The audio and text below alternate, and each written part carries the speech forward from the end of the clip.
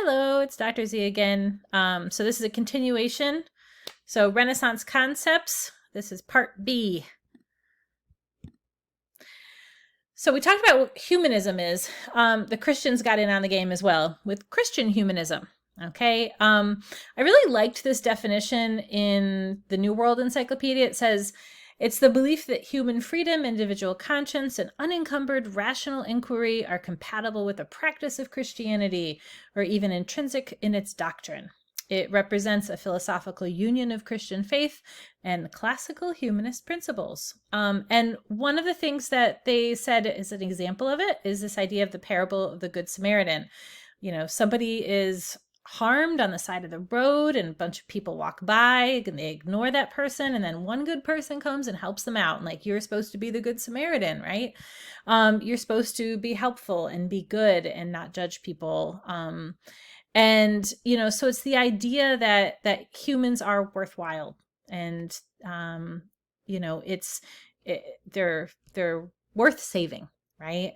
Another definition you could see here: Christian humanism employed Renaissance learning in the form of religious reform. Right. So if you think back to what we talked about with the medieval period, in the medieval period, people were starting to question the Catholic Church, saying, hey, all these popes have all this money and they're not really being really good Christians. Right. Because what's Christianity at its essence? Right. You're supposed to help people and do service. Right. Christians were some of the first social workers ever in the world. So this whole idea, right, of Christian humanism was that humanist learning, right? We can learn about science. We can learn about the solar system. We can learn about, we can read ancient Greek and Roman texts. It doesn't make us bad Christians for doing that, right? Is kind of what a Christian humanist would have thought. So humanist learning is a way to bring about reform in the church, but also deepen people's spiritual lives, right? If you understand the world in a scientific way, you're understanding God's world.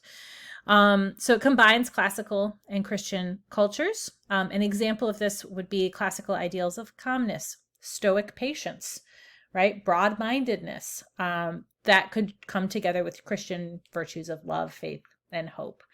So that is Christian humanism. One of the main figures in Christian humanism is someone we'll also talk about when we get to the Catholic Counter-Reformation as part of the Protestant Reformation, is a man named Erasmus. Those of you who perhaps understand European culture today, the Erasmus program is like a study abroad program for European students. It's named after him. So he was a Christian clergy member. I think he was either a monk or maybe a priest, something like that. They're not showing him in any of that garb in this this painting here. But he was a member of the church, and what he wanted to do was reform the Catholic Church from within.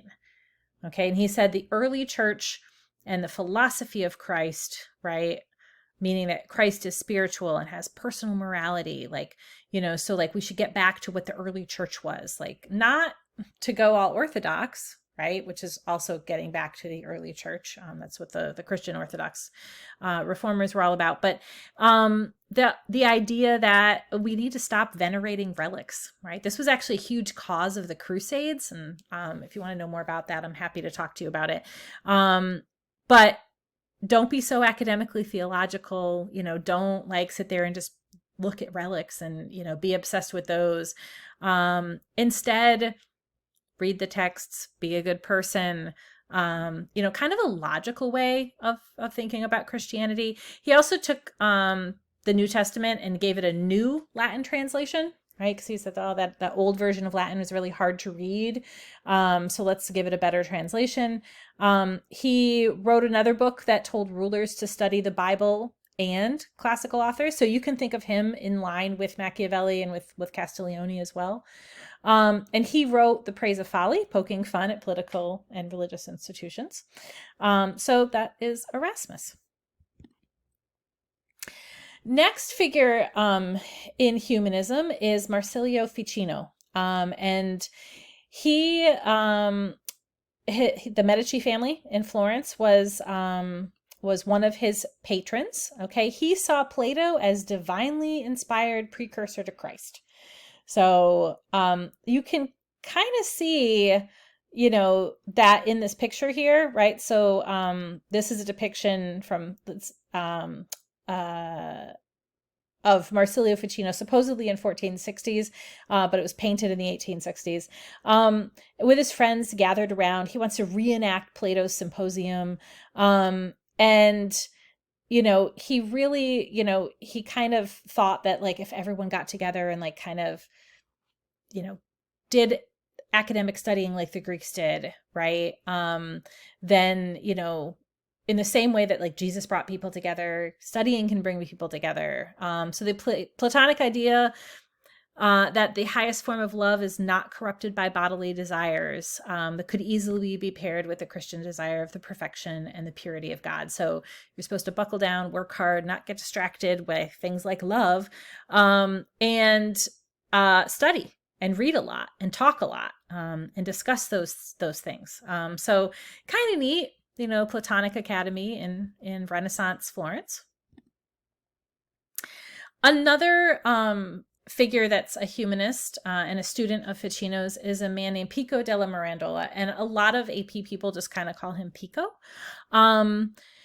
So his idea was that the universe was a hierarchy, right? And we understand hierarchies. If you don't understand that, ask me in class. But you know, humans love a hierarchy, and so he said the whole universe was a hierarchy of beings from God down to the plants and animals, and this was considered the great chain of being.